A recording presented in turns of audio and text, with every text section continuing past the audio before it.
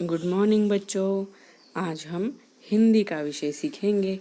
इसमें हम पृष्ठ क्रमांक 12 पर का आओ कहानी सीखे यह भाग देखेंगे। यह आपके स्पीकिंग स्किल में है जो हम आज देखने वाले हैं। तो चलिए बच्चों, यहाँ पे कुछ चित्र दिए हुए हैं। इन चित्रों में से आपको चित्र देख देख कर कहानी का अर्थ बताना है। इसमें क्या होगा, क्या हुआ होगा, क्या छिपा है, कौन कौन है, ये सारा हम चित्र देखकर बोल सकते हैं। तो आओ चलो हम एक एक चित्र को बारीकाई से देखें और उसका अर्थ क्या है, उसमें क्या छुपा है, चित्र देखकर हम कहानी स्पष्ट करेंगे। चलो देखो बच्चों, पहला वाला चित्र है। इसमें हमें कछुआ दिखाई दे रहा है और वो कछुआ कैसा पड़ा है, उल्टा पड़ा हुआ है। और उसके पास कौन खड़ी है, गिलहरी खड़ी है, स्क्विरल। उसके पास गिलहरी भी खड़ी है और कछुआ कैसा पड़ा है, उल्टा पड़ा है। बच्चों, जब कछुआ उल्टा होता है तो उसे चलने में या फिर तैरने में बहुत ही दिक्कत होती है। अगर वो पानी में हो तो वो झट से सीधा हो जाता है, लेकिन अगर वो जमीन पे उल्टा पड़ गया तो उसे सीधा होते नहीं आता। इसलिए गिलहरी ने उसे देखा कि वो बड़ा कष्ट में है और वो कह रहा है कि मुझे पानी तक ले जाने में मेरी सहायता करो। गिलहरी से वह यह याचना कर रहा है कि मुझे पानी तक ले जाने के लिए सहायता करो। देखो बच्चों, वहाँ पे पास ही एक तालाब दिख रहा है। उस तालाब में अगर वो गिलहरी उसे ले जाए तो वो सीधा हो जाए और उसे आसानी हो जाए तैरने में। गिलहरी भी प्रयास कर रही है। देखो दूसरे चित्र में गिलहरी प्रयास कर रही है कि उसे ढकेल कर वो पानी तक उसे ले जा सके, लेकिन उससे भी कुछ हो नहीं रहा है। बेचारी इतनी सी गिलहरी कैसे क्या अपना जी लगा के उसे ले जाएगी, उससे ये बहुत अशक्य था, कठिन था। तभी उसे सूझा कि वो उसके मित्रों को, उसके दोस्तों को बुला के लाएगी। फिर उसने सोचा कि वह चूहा जो उसका मित्र था, उसका दोस्त था, उसे बुला के लाएगी।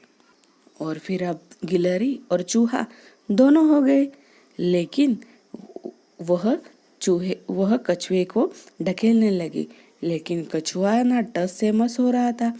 वो यहाँ से उधर, यहाँ से थोड़ी देर दूर तक भी नहीं गया। वो थक गए बेचारे, इतने से जीव क्या करते। फिर गिलहरी ने सोचा कि हम दोनों से तो कुछ नहीं होगा चूहा, अब मैं क्या करती हूँ, हमारे बाकी दोस्तों यानी कि बत्तख और मेंढक को लेके आती हूँ, तब तक तुम रुको। फिर गिलहरी गई और बत्तख और मेंढक को भी बुला के लाई। बोलो बच्चों, अब कितने प्राणी हो गए वहां पे? 4 प्राणी हो गए। एक चूहा, मेंढक, बत्तख और गिलहरी, ये चारों मिलकर फिर कछुए को पानी के अंदर ढकेलने लगे। लेकिन उनमें से मेंढक को एक कल्पना सूझी कि अरे, ऐसे ढकलने से कछुआ कुछ जाएगा नहीं हमसे। हमने एक आइडिया करनी है, मतलब उसे एक तरकीब सूझी। मेंढक ने क्या किया, एक बेल की रस्सी की, मतलब बेल की एक जो डाल होती है उसे तोड़ा और उस डाली को कछुए से बांधा और एक भाग उनके हाथों में लिया और उस रस्सी को, बेल की डाल को वो खींचने लगे जैसे कि कछुआ पानी में आ जाए।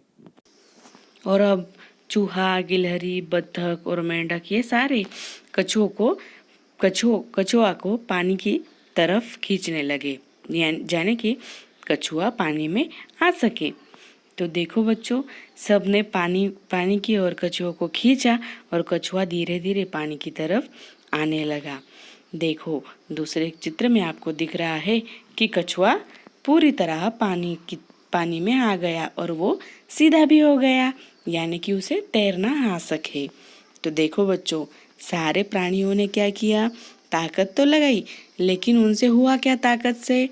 कभी कभार हम ताकत लगाते हैं, पर ताकत सभी जगह पे इस्तेमाल नहीं होती है। कभी कभार हमें हमारी बुद्धि का भी उपयोग करना होता है, जैसे कि प्राणियों ने किया। उन्होंने क्या किया, रस्सी लाई और उससे कछुए को पानी के अंदर खींचा।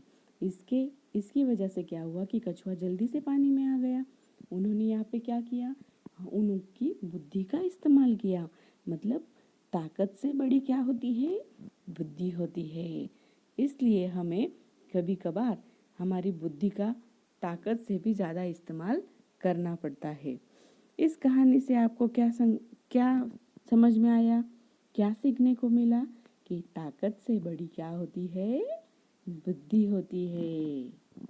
तो बताओ बच्चों, इस कहानी में कौन कौन था? हाँ, कितने प्राणी थे? 5। कौन कौन था? कछुआ, गिलहरी, बत्तख, मेंढक और चूहा।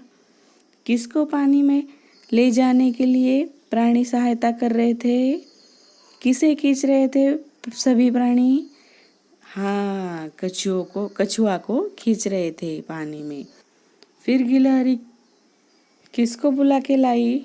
गिलहरी पहले सहायता कर रही थी कछुआ की, फिर उससे ना कुछ ना हो सका, फिर वो किसे बुला के लाई? हाँ, गिलहरी चूहे को बुला के लाई। फिर चूहा और गिलहरी साथ में मिलकर कछुए को पानी के अंदर ढकेलने लगे। तो बच्चों, ये थी हमारी आज की कहानी। कैसी लगी आपको कहानी? अच्छी लगी ना? तो ठीक है, आप भी अपने बुक खोलकर उसमें ये कहानी देखो।